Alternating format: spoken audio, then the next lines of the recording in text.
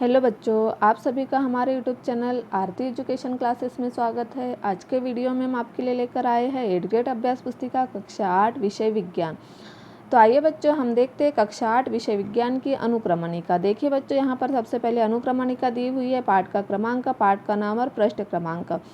पाठ का क्रमांक 1, फसल उत्पादन एवं प्रबंधक, सूक्ष्मजीव मित्र एवं शत्रु, संश्लेषित रेशे और प्लास्टिक, धातु एवं अधातु, कोयला और पेट्रोलियम, दहन एवं ज्वाला। तो इस तरह से हमें पाठ 16 तक दिए हुए हैं। पिछले वीडियो में हम आपके लिए लेकर आए थे पाठ 3 संश्लेषित रेशे और प्लास्टिक।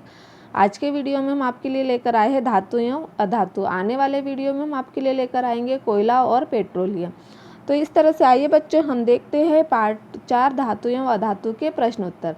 लेकिन उससे पहले आप हमारे यूट्यूब चैनल आरती एजुकेशन क्लासेस को सब्सक्राइब जरूर कर लीजिए और बेल आइकन को प्रेस करना ना भूलिए, ताकि आपको हमारे आने वाले वीडियो के नोटिफिकेशन मिलते रहेंगे।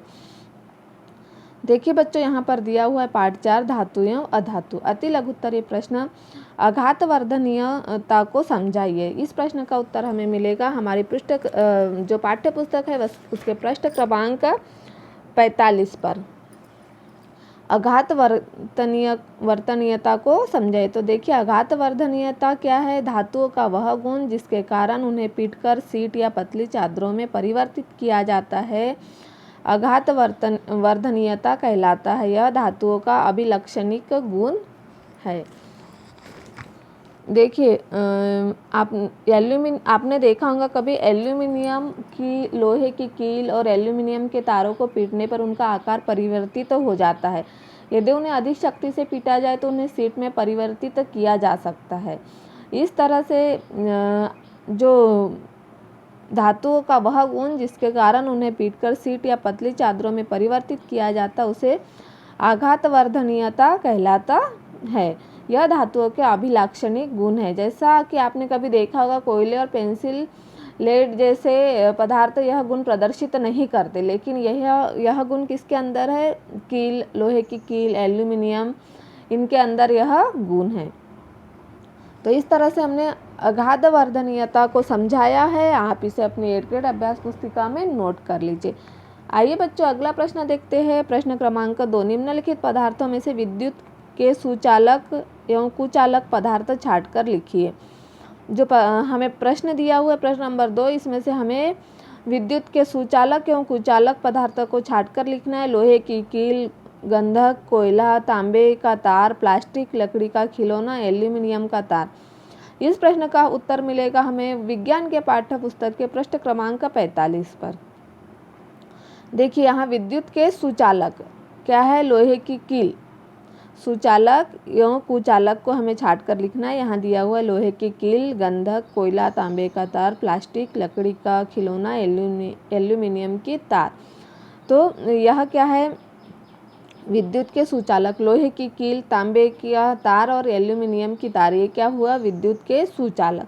और विद्युत के कुचालक गंधक, कोयला, प्लास्टिक, लकड़ी का खिलौना, यह क्या है? विद्युत के कुचालक है। तो इस तरह से हमने दिए हुए पदार्थों को छाटकर विद्युत के सुचालक एवं विद्युत के कुचालक में इन्हें डिवाइडेड किया है। आइए बच्चों, अगला प्रश्न देखते हैं। प्रश्न क्रमांक 3, धातु को खींचकर तारों में परिवर्तित करना धातुओं का कौन सा गुण कहलाता है? जो धातु को खींचकर तारों में परिवर्तित करना, यह कौन सा गुण कहलाता है? तो धातुओं का वह गुण जिसमें धातुओं को खींचकर तारों में परिवर्तित किया जाता है, यह तन्यता कहलाता है। इस गुण को क्या कहेंगे? तन्यता कहेंगे। तो इस तरह से हमने प्रश्न नंबर 3 का उत्तर लिखा। बच्चों, आप भी इसे अपने 8th ग्रेड अभ्यास पुस्तिका में नोट कर लीजिए। आइए बच्चों, अगला प्रश्न देखते हैं। प्रश्न क्रमांक 4, किन्हीं 2 धातुओं के नाम लिखिए जिन्हें चाकू से काटा जा सकता है। हमें 2 धातुओं के नाम लिखना है जिन्हें हम चाकू से काट सकते। तो देखिए, सोडियम एवं पोटेशियम ऐसी 2 धातु है। सोडियम एवं पोटेशियम क्या है? ऐसी 2 धातु है जिन्हें चाकू से काटा जा सकता है, क्योंकि सोडियम और पोटेशियम धातु नरम होते हैं। सोडियम और पोटेशियम धातु नरम होते हैं और उन्हें चाकू से काटा जा सकता है। मरकरी पारा केवल ऐसा धातु जो कमरे के तापमान पर द्रव्य अवस्था में पाया जाता है, अपवाद है। तो देखिए, जो सोडियम और पोटेशियम ऐसी 2 धातु है जिन्हें हम चाकू से काट सकते हैं, क्योंकि सोडियम और पोटेशियम धातु क्या है? नरम है। इस तरह से हमने प्रश्न नंबर 4 का उत्तर लिखा बच्चों। आप भी इसे अपनी 8th ग्रेड अभ्यास पुस्तिका में नोट कर लीजिए। आइए बच्चों अगला प्रश्न देखते हैं, प्रश्न क्रमांक 5।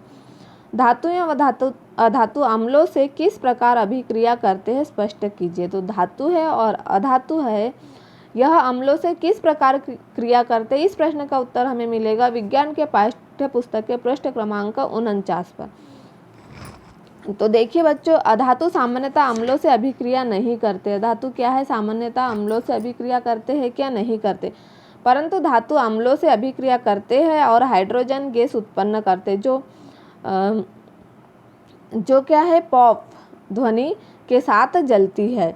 आपने देखा है कि कॉपर तंतु हाइड्रोक्लोरिक अम्ल से गर्म करने पर भी अभिक्रिया नहीं करता, परंतु यह सल्फ्यूरिक अम्ल से अभिक्रिया कर लेता है।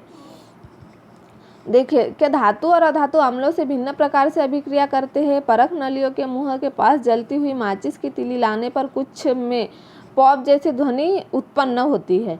आपने पाया होगा कि अधातु सामान्यतः अम्लों से अभिक्रिया नहीं करते, परंतु धातु अम्लों से अभिक्रिया करते हैं और हाइड्रोजन गैस उत्पन्न करते हैं, जो पॉप ध्वनि के साथ जलती है। कई बार आपने देखा होगा कॉपर तनु हाइड्रोक्लोरिक अम्ल से गर्म करने पर भी अभिक्रिया नहीं करता, परंतु यह सल्फ्यूरिक अम्ल से अभिक्रिया कर लेता है।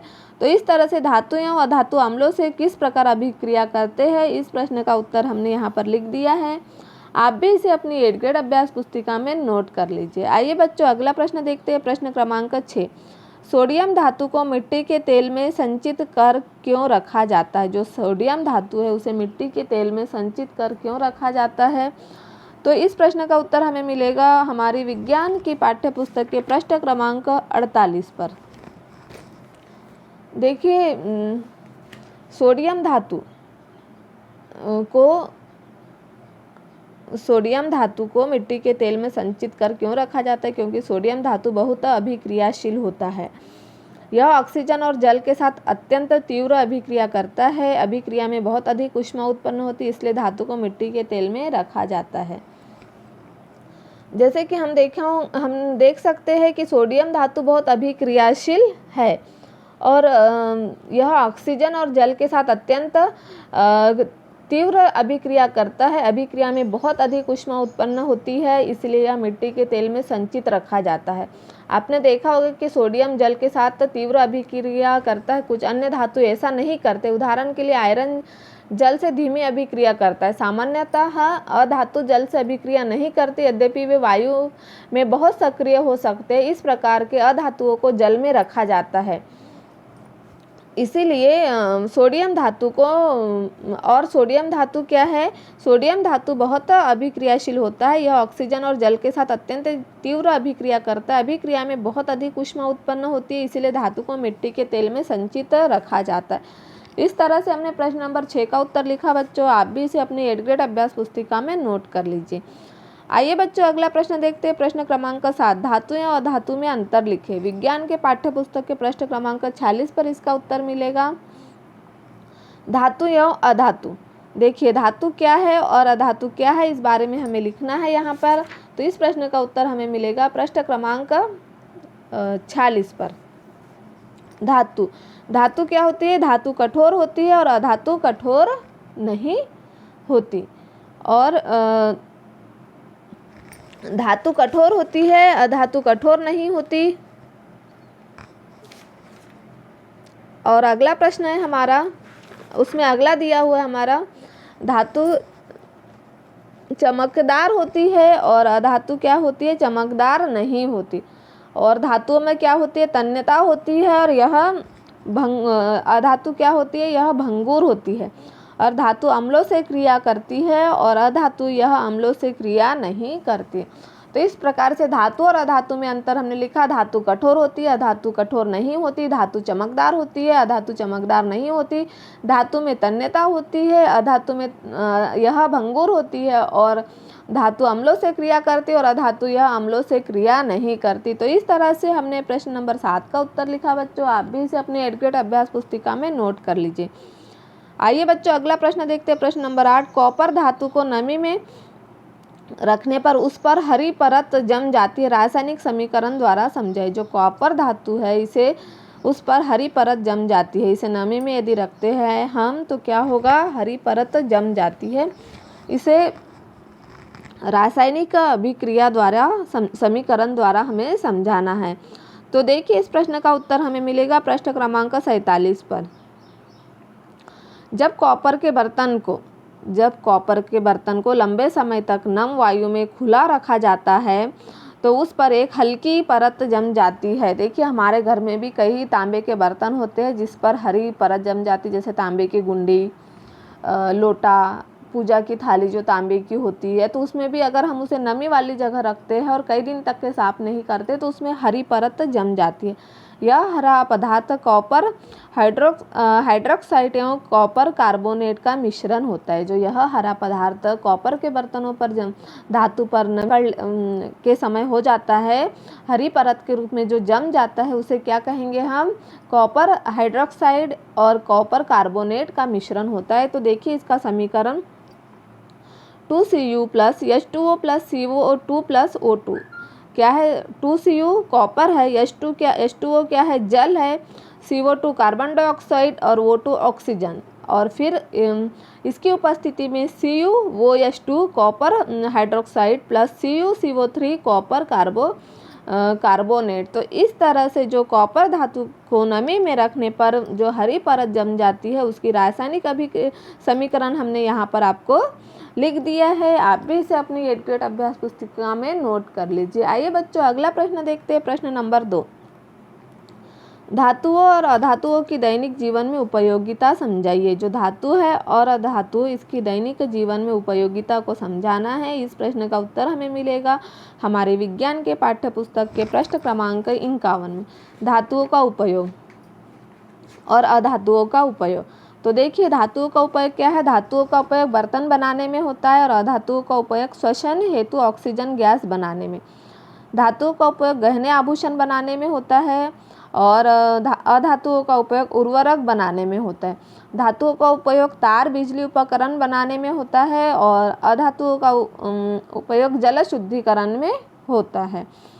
फिर धातुओं का उपयोग वाहन जैसे रेल, बस, कार आदि बनाने में होता है और अधातुओं का उपयोग एंटीबायोटिक बनाने में होता है। फिर धातुओं का उपयोग चिकित्सीय उपकरण बनाने में होता है और अधातुओं का उपयोग नाइट्रोजन ऑक्सीजन सिलेंडर में होता है। तो इस तरह से हमने धातुओं का उपयोग का अपनी और अधातुओं का उपयोग हमारे जीवन में, दैनिक जीवन में किस तरह उपयोगी होता है यहाँ पर आपको लिख दिया है। आप भी इसे अपने 8th ग्रेड अभ्यास पुस्तिका में नोट कर लीजिए। आइए बच्चों अगला प्रश्न देखते हैं, प्रश्न क्रमांक 10। निम्नलिखित को समझाइए। लोहे में जंग लगना क्या है, प्रश्न हमें दिया हुआ है, इसको समझाना है। लोहे में जंग लगना, इस प्रश्न का उत्तर हमें मिलेगा पाठ्य पुस्तक के प्रश्न क्रमांक 46 पर। लोहे में जंग लगना, तो देखिए लोहा क्या है, आयरन है। ऑक्सीजन के साथ संपर्क करके आयरन ऑक्साइड जंग बनाता है। लोहे को हम क्या बोलते हैं, आयरन बोलते हैं। तो लोहा ऑक्सीजन के साथ संपर्क करके आयरन ऑक्साइड जंग बनाता है। तो इसका समीकरण देखिए 4Fe plus 3O2 plus 6H2O। 4Fe iron plus 3O2 oxygen और 6H2O क्या हो गया, जल। इसकी उपस्थिति में 4Fe OH2 क्या है, और आयरन ऑक्साइड है। तो इस तरह से लोहा ऑक्सीजन के साथ संपर्क करके आयरन ऑक्साइड बनाता है इस समीकरण के माध्यम से। आइए बच्चों अगला देखते हैं। इसमें जो क्रमांक 2 दिया हुआ है विस्थापन अभिक्रिया है, हमें विस्थापन अभिक्रिया को समझाना है। तो देखिए विज्ञान के पाठ्य पुस्तक के प्रश्न क्रमांक 50 से 51 में हमें इसका उत्तर मिलेगा।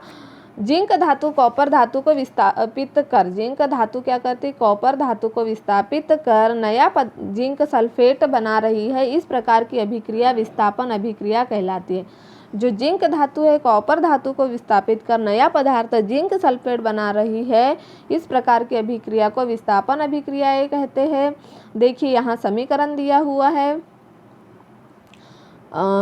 समीकरण CuSO4 प्लस Zn इसकी उपस्थिति में ZnSO4 प्लस Cu, तो CuSO4 क्या है, कॉपर सल्फेट है, प्लस Zn जिंक है।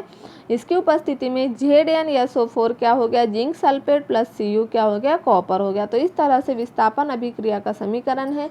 आप भी इसे अपनी 8th ग्रेड अभ्यास पुस्तिका में नोट कर लीजिए। आइए बच्चों अगला प्रश्न देखते हैं। प्रश्न दिया हुआ है क्रमांक 3, धातुओं की जल से क्रिया। जो धातु है उसकी जल से क्रिया, तो इस प्रश्न का उत्तर हमें मिलेगा पृष्ठ क्रमांक 48 पर। सामान्यतः धातुएं जल के साथ सीधी अभिक्रिया करती है, जैसे लोहे पर जंग लगना, किंतु केवल सोडियम धातु जल से तीव्र क्रिया कर आग पकड़ लेती है। क्या होती है, साधारण धातुएं जो होती है, सामान्यतः धातुएं जल के साथ धीमी अभिक्रिया करती है। जल के साथ क्या करती है, धीमी अभिक्रिया करती है। लेकिन जैसे कि लोहे पर जंग लगना, लेकिन क्या, किंतु केवल सोडियम धातु जल से तीव्र क्रिया कर आग पकड़ लेती है। तो इस तरह से हमने प्रश्न नंबर 10 निम्नलिखित को समझाइए। लोहे में जंग लगना, विस्थापन अभिक्रियाएं और धातुओं की जल से क्रिया, इस प्रश्न का उत्तर लिख दिया है। आप भी इसे अपनी 8th ग्रेड अभ्यास पुस्तिका में नोट कर लीजिए। इस तरह से आज के वीडियो में हम आपके लिए लेकर आए थे कक्षा 8 विषय विज्ञान का पाठ 4 धातु एवं अधातु। आने वाले वीडियो में हम आपके लिए लेकर आएंगे कोयला और पेट्रोलियम।